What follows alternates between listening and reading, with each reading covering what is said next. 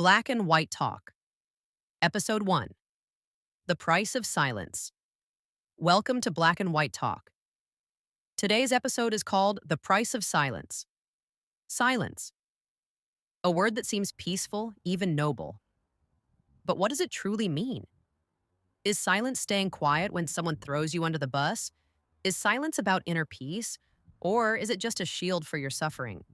When we're children, especially daughters, we're often told by our mothers, stay silent, don't react, be calm. And yes, sometimes that silence is wise. You don't need to waste energy on people who don't deserve a response. But what happens when that silence becomes your only response? Even when someone is hurting you? That same mother, who would raise hell if a stranger hurt her child, now tells her grown daughter, stay quiet, adjust, for the sake of marriage, for the sake of society.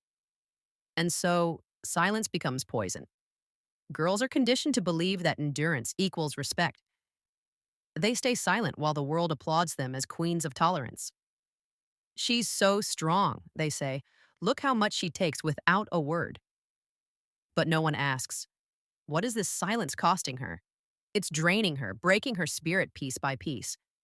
In South Asia, in India, Pakistan, Bangladesh, girls are raised to stay no matter what. Why don't they leave toxic marriages? Because of society. Because they've invested everything, emotions, time, even their identity. They want to fix what's broken. But at what cost? Marriage isn't meant to be silent endurance of abuse. It's meant to be a balance, a partnership. When that's gone, silence is not patience. And what's worse, relatives glorify her silence. She's so obedient. Our daughters should learn from her. But are you blind? Do you see what this silence is doing to her mind, her health, her soul? She's not a goddess. She's a wounded woman hiding behind culture's expectations. Let me say this. In Islam, silence in the face of abuse is not a virtue. The Prophet married a divorcee with children and loved them as his own. He never allowed injustice. So why do we, in the name of culture, or force our daughters to suffer? Silence is not always golden. Sometimes silence is the costliest poison we pay for. Silence is not always golden. Sometimes it's rusted pain disguised. In families, silence is tradition. In society, silence is complicity. We teach our daughters to endure.